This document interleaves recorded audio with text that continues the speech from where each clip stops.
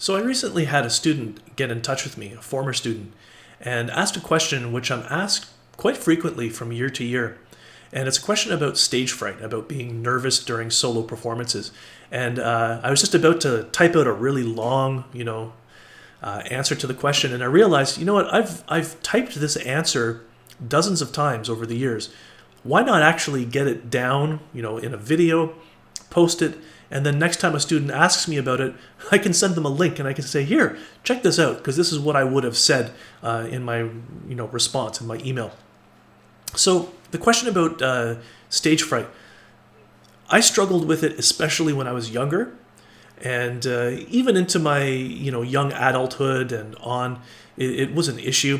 And it's gradually gotten a little bit better, and I'm at the point now where, yeah, I still get nervous, but doesn't last very long in the performance. It's usually over after a few bars, and then I can kind of enjoy and approach the music with excitement rather than with dread. And I want to share with you the things that I've learned over the years about how to get to that stage. And first off, just to clarify, I'm not making myself out to be any sort of world famous great solo performer or anything like that. Absolutely not. But I have learned a little bit over the years about how to deal with those feelings. So I'm going to share with you first off the most important thing, and this is the thing that my my violin teacher at university taught me, and he said it was the only cure for stage fright, and I've come to disagree with that, but it's definitely the biggest one, and that is being prepared. So if you are 100% prepared, he actually said 125% prepared, which doesn't make sense, but his reasoning was if you lose 25% through your nervousness on stage, you'll still be at 100%. In any case, you can't be 125% prepared, but be as prepared as you can. Practice properly. Prepare in advance long enough that you can internalize the music and absorb it, and the technique and the memorization, so that it's not last minute. Okay? Remember that fear in performance is caused from uncertainty and doubt, right? Not being sure what's going to happen and doubting yourself, doubting your ability to perform. So anything you can do ahead of time that removes uncertainty and alleviates doubt about yourself as a performer, it's really going to help you. It's going to help you be less nervous. Okay, so preparedness, proper practicing and rehearsing ahead of time is the number one portion of the cure. It's the number one vaccine for being nervous in a performance. So the second thing, though, and I would argue there are at least three big things, right? So the second one, apart from being really prepared, is having practiced being nervous, right? So not just being prepared technically and musically, artistically, but functionally. So like knowing what to expect in terms of a solo performance, right? And that still ties in with the removing of uncertainty and doubt, okay?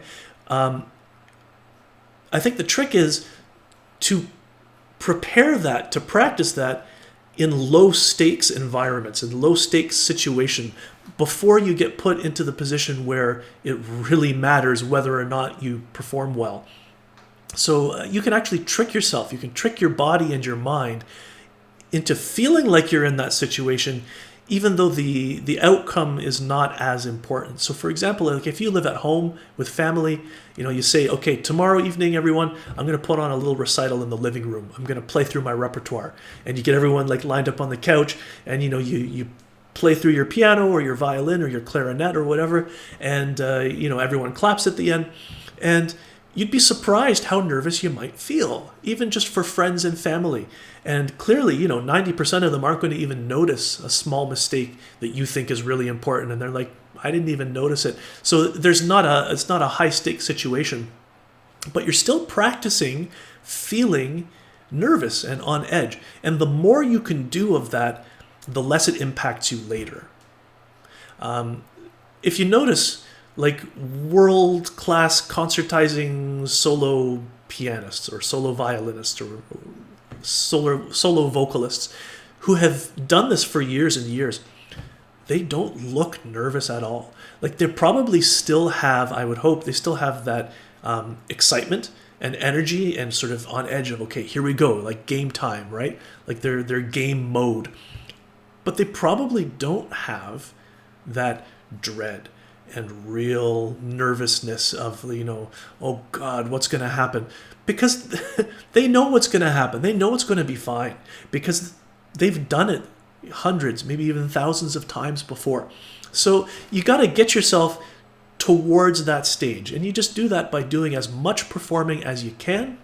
And at the beginning, in the lowest stakes situations that you can.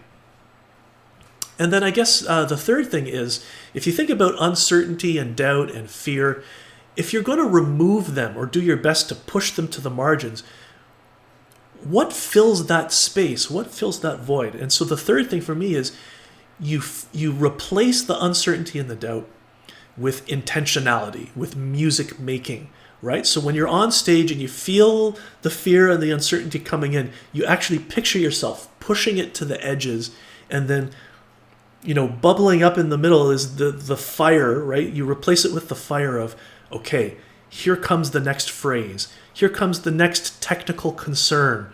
Thinking ahead. So be careful that we don't think about the past, right? When you're performing and you make a mistake, it's so easy for the next couple phrases to think, oh man, I should have done whatever, or this didn't go as well as it could have, okay? Don't do that, right? Replace that with what's happening in the moment. What excitement am I trying to create right now? And then a certain portion of your brain is thinking, what am I doing next? What's coming up in the next phrase, the next section, the next movement? And then you chain those together, right? So before you know it, you chain little sections together, you're thinking in the larger structure, and the uncertainty and the doubt is forgotten. It's pushed to the margins and it falls off a cliff, and you don't worry about it. So 3 approaches. Those 3 big things, right? Being totally prepared, practicing being nervous, and filling the void of uncertainty and doubt with intentional, music thinking and music making. They work in conjunction to really reduce nervousness. And then there's other little things, right? There's just the little tricks and tips. But the thing with those little things is they don't work for everybody, right? And everyone has their own.